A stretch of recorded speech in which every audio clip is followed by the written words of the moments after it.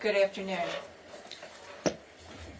Today I'm announcing the indictment of Cassim Dixon, Ryan Brown, Demario Williams. Dixon was indicted for 1 count of aggravated murder, 1 count of murder, 3 counts of felonious assault, 2 counts of having a weapons under disability, and 1 count of tampering with evidence. If convicted on all charges, he faces the maximum possible sentence of life without the possibility of parole. Brown was indicted for 1 count of aggravated murder, 1 count of murder, 3 counts of felonious assault. If convicted on all charges, he faces the maximum possible sentence of life in prison without the possibility of parole. Williams was indicted for 1 count of tampering with evidence, 1 count of obstruction of justice, 1 count of carrying concealed weapon, 1 count of vehicular assault, and 1 count of failure to stop after an accident.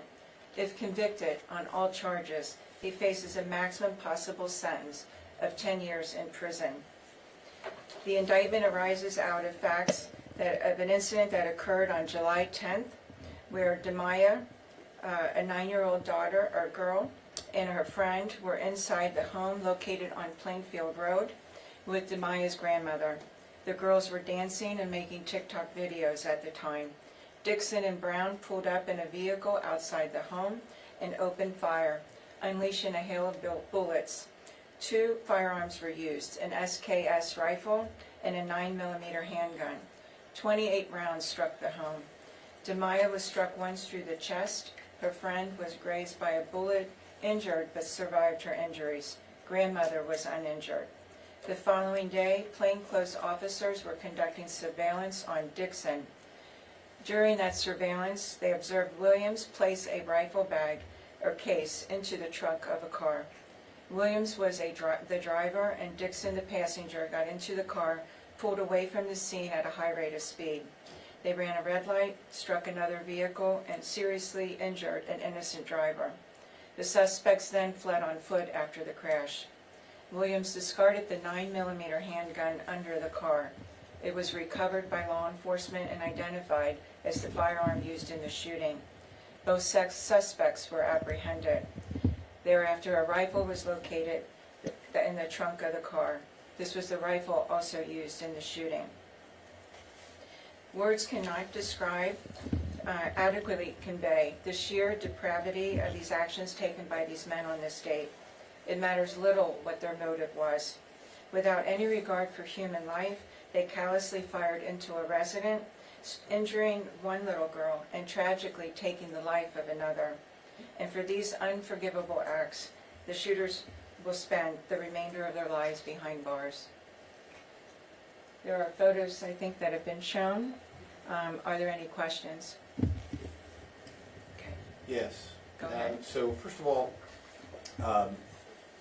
the charges don't warrant you seeking the death penalty, correct? That is correct. Is that something that you would have pursued if you could have? It was considered, but the facts don't fit the death penalty case. It would have to have been premeditated, or? There would have to have been a child under the age of 13 was purposely targeted, and in this we don't have that. They indiscriminately shot at a home. Can you go into the motive at this point? I know the sheriff had mentioned that this was a retaliation for a robbery.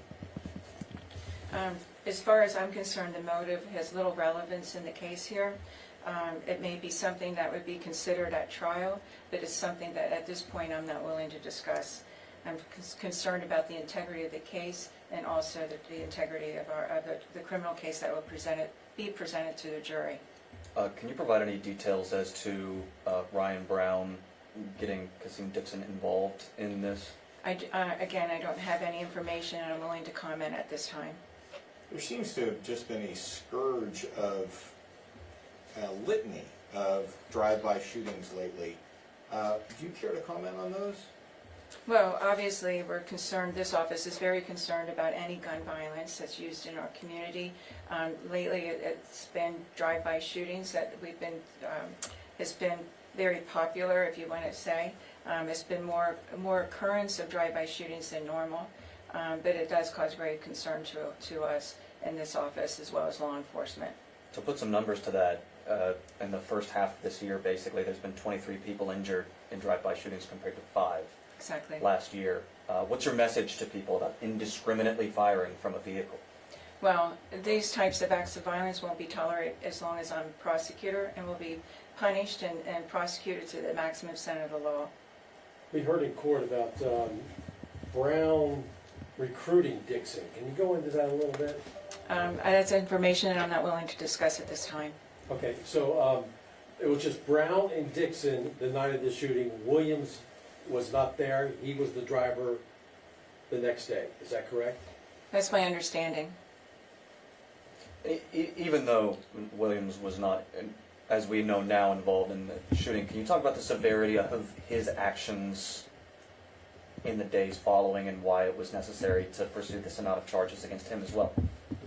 Well, it's not the amount of charges, it's what the facts, what crimes were being committed in his actions on those 2 days, and particularly, on July 11th. So he was involved. He was assisting to, I guess, dispose of or to remove the guns from the scene in case law enforcement showed up at their house. But again, I'm just speculating on that. But he definitely was aiding Dixon at the time, and firearms were located in the car, and they were fleeing from law enforcement officers. They were undercover officers, so they believed they were being followed, is my understanding, and they were willing to take high risk. They had no regard for others in the community, and their speed away from the scene, crashing a vehicle. You saw the vehicle, the pictures and photographs of the vehicle. It was pretty much demolished and totaled. So it was a severe crash. One of the passenger in the car that was in Brown's car was injured, which is Dixon. He walked out, and you saw it as well as I did on TV for the arraignment on crutches, so I'm not even sure the extent of his injuries. But there was an innocent driver here on the roadway at the time that was injured, and seriously injured. So that's our focus, is focusing on that victim. And on the note of that weaponry, the chief had publicly said that people should not have weaponry like the AK that was used in this drive-by shooting. Are you willing to comment on that as well? No. So this was, you had mentioned a different type of firearm, not an AK. It's not an AK. It's an SKS firearm. It's similar. Okay, it's semi-automatic rifle. I think we have a photo of it you can You put up did. for us. Were there it is. either of those configured as automatic? No. Or? There was no modifications to my And- the information I have, there was no modifications made to either handgun, or either firearm, excuse me. Is that a 30-round clip, or do you know? I don't have the information. Okay. Can you then go back, and I apologize, I must have missed something here. Who went to the home and fired the weapons? Who fired which weapons? I don't have specifics on that, but I can tell you the two shooters was Kasim Dixon and Ryan Brown. Those were the shooters. How were Dixon and Brown singled out to you to put drone surveillance on them? I'm not willing to divulge or give you information regarding that. Again, I want to protect the integrity of the investigation, so that'll come out in trial. In general terms, can you comment on police being able to get the people in a relatively quick fashion here and get them off the streets? We're happy with the investigation and the efforts made by law enforcement to get those individuals off the streets, very dangerous individuals, and to apprehend them before they fled the jurisdiction. So you've spoken at length in the past about people who are in and out of the system and continue to commit crimes, or at least allegedly commit crimes. Do you have anything you'd like to say in reference to Kasim Dixon and that? Because he has a pretty long list of issues.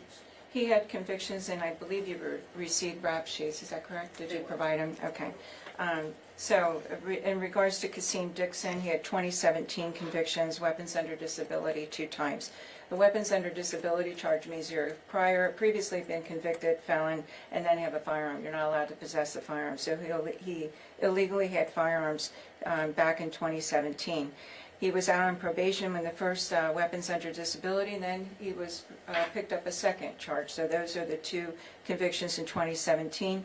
He was sent by the judge to prison for 18 months. So that was basically the maximum that he could have received.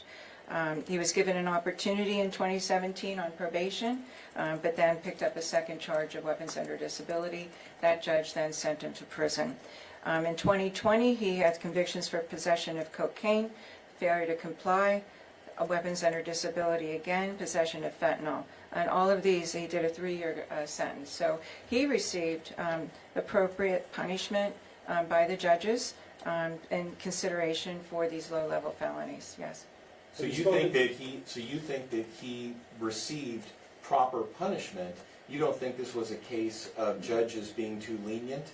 No, no, I don't. I think 2020, in 3 years, we haven't seen him, and now he shows up in 2023. So on a pretty serious, obviously a very serious case. So what does this say about the rehabilitation done in our jails and prisons? Well, I think you've answered that yourself, haven't you? Thank you. Have you spoken to Demaya's family, and what did they say about the progression of everything here? No, I have not personally spoke to the family, the victim's family. Anything else? Okay. Thank you, everyone. Have a great day. From breaking news to feel-good stories, Local 12 has it all. Tab subscribe and click the links for more content like this.